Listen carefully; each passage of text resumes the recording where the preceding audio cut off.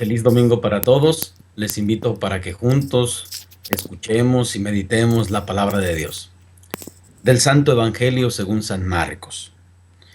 En aquel tiempo, Jesús dijo a sus discípulos: Cuando lleguen aquellos días, después de la gran tribulación, la luz del sol se apagará, no brillará la luna, caerán del cielo las estrellas y el universo entero se conmoverá.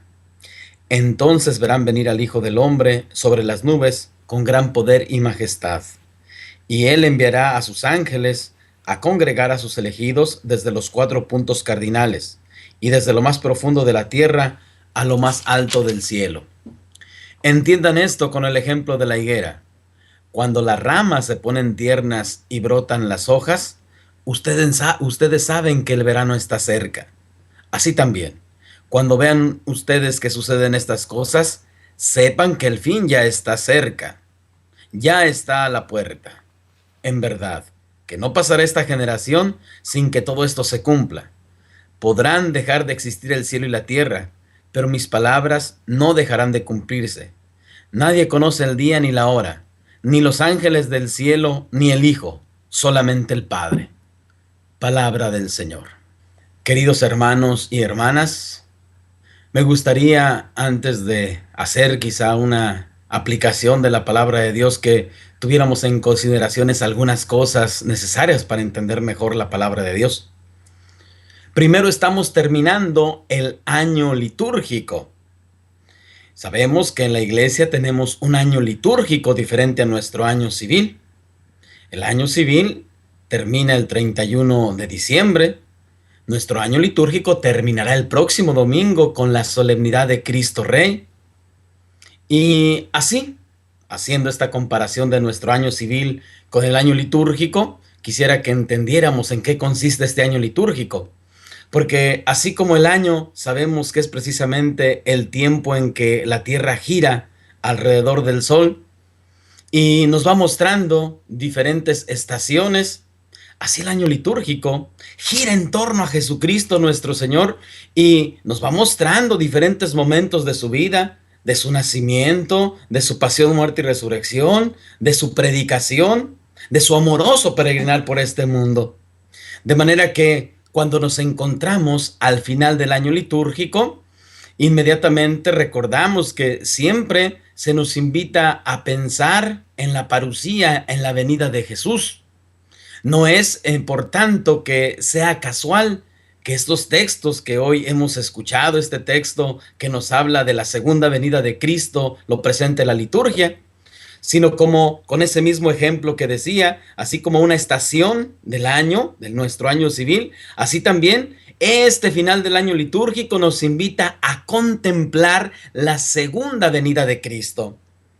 Para entender y valorar el texto, quizá es necesario hacer precisamente algunas anotaciones, porque esta forma de hablar de Jesús quizá muchas veces nos atemoriza, porque cuando escuchamos que es el género apocalíptico, inmediatamente en nuestro idioma pensamos final, destrucción, todo tipo de catástrofe. Y no es precisamente eso. La palabra de Dios jamás es para atemorizar. La palabra de Dios tiene precisamente como resultado, ¿verdad?, que nosotros tengamos esperanza en el Señor. De manera que este género literario, o bien de una forma más simple, este modo de hablar de Jesús, sea precisamente un modo que tenga como finalidad llamarnos a la esperanza. Un mensaje que infunda miedo, que infunda terror, no es un mensaje de Dios, porque Dios es esperanza. Y la finalidad del género literario apocalíptico no era otra sino infundir la esperanza en el pueblo en medio de tiempos difíciles. Sabemos que nuestro tiempo y otros tiempos son tiempos difíciles. Hoy, por ejemplo, todos los noticieros hablan de estos atentados que han sucedido en Francia, en la ciudad de París. Y es precisamente resultado de un corazón dividido, de un corazón ambicioso, de un corazón que no conoce al auténtico Dios. Y por eso no podemos nosotros leer estos signos de los tiempos como si fuese algo catastrófico. Desde luego que es una terrible desgracia, pero no es precisamente bajo el nombre de Dios como debemos actuar en esos casos. No es bajo el nombre de una cierta religión, sino es precisamente conociendo al verdadero Dios. Eso tiene su explicación porque el corazón humano se aparta de Dios. Y segunda cosa que me parece importante que nosotros captemos, radica en una pregunta teológica que muchas personas hacen. Bueno, si el Hijo no sabía la fecha, el día de la venida del Padre, entonces el Hijo es inferior al Padre, ¿no? Tenemos que decir, ¿verdad?, que no era la misión del Hijo revelarnos el día y la hora. La misión principal del Hijo es salvarnos. La misión principal del Hijo es que nosotros conozcamos el designio amoroso de Dios. Por lo tanto, nosotros teniendo este presupuesto, sabiendo que Jesús no era su tarea decirnos el día ni la hora, porque podemos sacarlo y entenderlo de una forma lógica.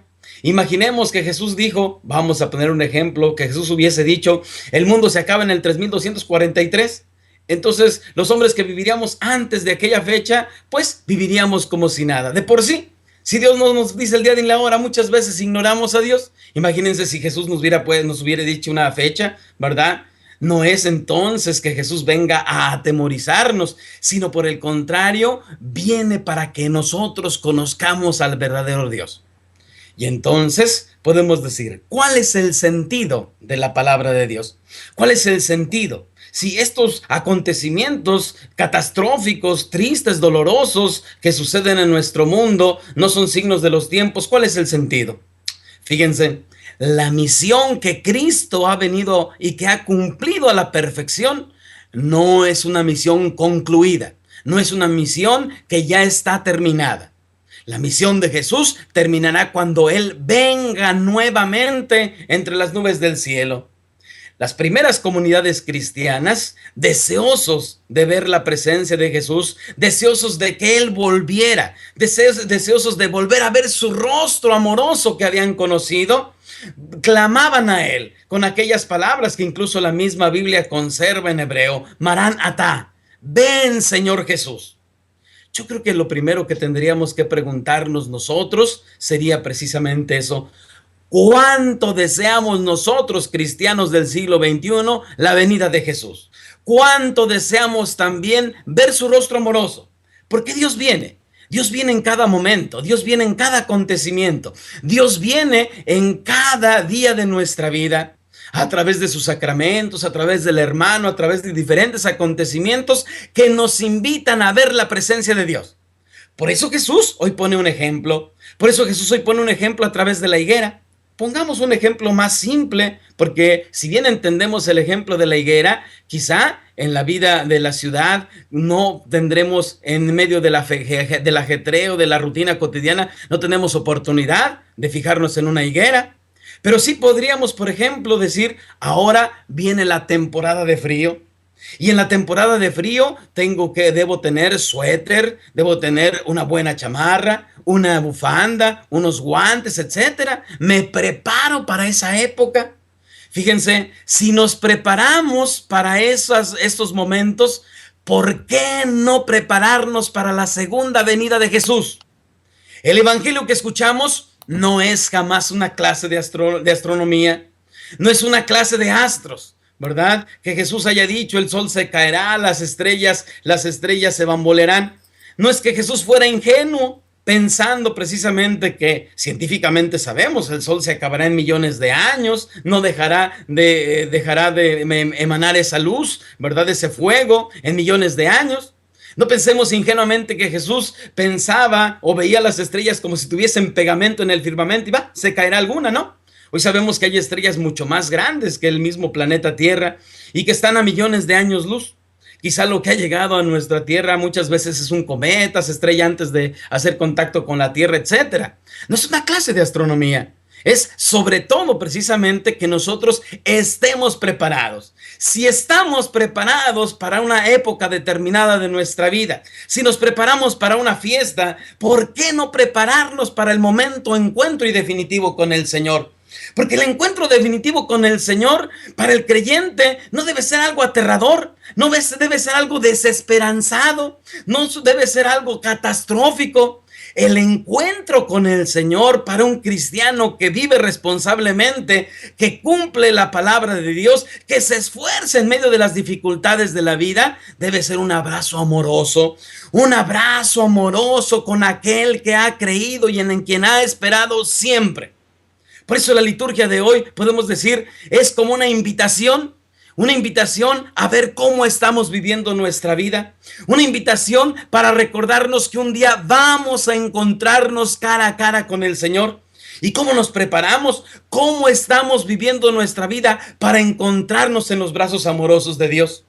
Desde luego, nosotros lo sabemos, cuando hay alguien despreocupado de las cosas de Dios, cuando vivimos como si Dios no existiera, entonces nos llega esa segunda venida, es decir, en el momento de nuestra muerte, nos llega esa venida de Jesús, ¿verdad? Y entonces nuestra muerte es desesperanza, nuestra muerte es desesperación, nuestra muerte es desconfianza, porque no estamos preparados. Por el contrario, cuando el Señor nos pide que estemos preparados, cuando el Señor nos pide que nosotros seamos conscientes de la responsabilidad de nuestra vida, entonces y sin duda, cada uno de nosotros tejerá su propia historia con responsabilidad, sabiendo que vamos a encontrarnos con el Señor. Fijémonos en las palabras últimas de Jesús. Pueden dejar de existir el cielo y la tierra, pero mis palabras no pasarán. ¿Qué significa esto? Significa que efectivamente todo lo que parece ser duradero, todo aquello que pudiera parecer que no se termina, puede acabarse. Pero la palabra de Dios jamás se acabará. La palabra de Dios jamás pasará. Precisamente porque es una palabra pronunciada por Dios, porque es una palabra que es de verdad, porque es una palabra que es eterna. Por eso su palabra no dejará de cumplirse. En ese sentido, cada uno de nosotros tiene que ser consciente que si le damos nuestra fe a la palabra de Dios, también nosotros podremos un día, si permanecemos fieles, encontrarnos en los brazos amorosos de Dios. Hermanos y hermanas, que como los cristianos primeros, también digamos, ven Señor Jesús, Maranatá. Precisamente el salmo de la liturgia que hoy se proclama nos recuerda lo que es la vida del cristiano. El Señor es mi heredad, es la suerte que me ha tocado y me encanta porque es un lote hermoso y debe de encantarme mi heredad. Entonces, desde ahora, cada uno de nosotros tiene que trabajar para el momento del encuentro definitivo con Dios. No sabemos cuándo. Ninguno de nosotros tiene la vida comprada ni tiene un contrato precisamente para decir mi vida tiene que durar tantos años o tanto tiempo. No, nuestra vida está precisamente en las manos de Dios. Nuestra vida puede estar siempre segura si está en Dios. Estará insegura si la ponemos en algo perecedero, ¿verdad? Pero como hoy dice Jesús, puede dejar de existir el cielo y la tierra. Es decir, pueden ustedes cambiar sus leyes, pueden poner su confianza en donde sea, pero mis palabras no pasarán. Que estas palabras que son vida y salvación nos ayuden desde hoy a vivir responsablemente para encontrarnos un día en ese abrazo de amor y de ternura en los brazos del Padre Dios. Que sigan teniendo buen domingo. Dios es mi refugio, mi confianza y mi libertador.